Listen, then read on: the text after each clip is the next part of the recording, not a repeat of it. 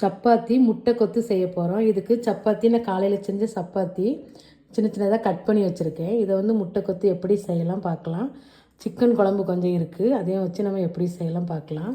கடாயில் 2 ஸ்பூன் எண்ணெய் ஊற்றுறதுக்கப்புறம் 1/2 ஸ்பூன் சோம்பு போட்டுக்கிடுங்க. 2 பச்சை மிளகாய் கட் பண்ணி வச்சுருக்கேன், இதையும் சேர்த்துக்கலாம்.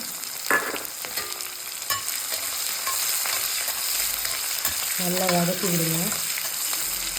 கட் பண்ணி வச்ச 3 பெரிய வெங்காயம் இதையும் சேர்த்துக்கிடுங்க. நல்லா வதக்கிடலாம். இது கூட 1 ஸ்பூன் இஞ்சி பூண்டு விழுது சேர்த்துக்கிடுங்க. நல்லா வதக்கிடலாம்.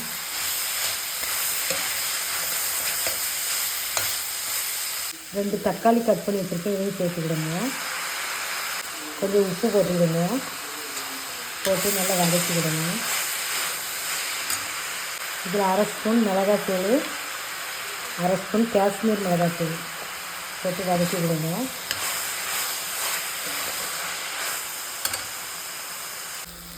தக்காளி வெங்காயம் எல்லாம் மசிஞ்சிட்டு இதில் நம்ம சிக்கன் குழம்பு இருந்துச்சுல அதை ஊற்றிக்கலாம்.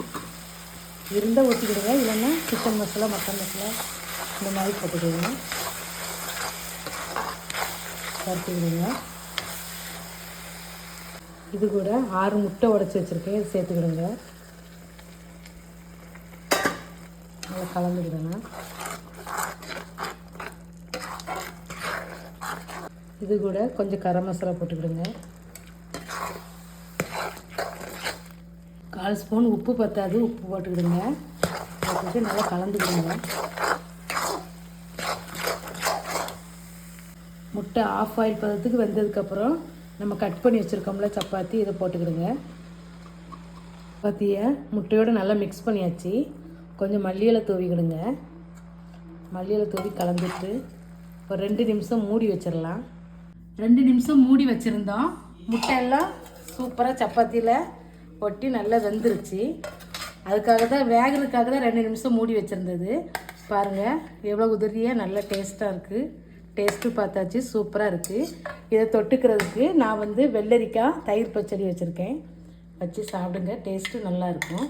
இந்த வீடியோ பிடிச்சிருந்தால் லைக் பண்ணுங்கள், ஷேர் பண்ணுங்கள். புஷ்பா குக்ஸுக்கு சப்ஸ்கிரைப் பண்ணுங்கள். அடுத்த வீடியோவில் பார்க்கலாம்.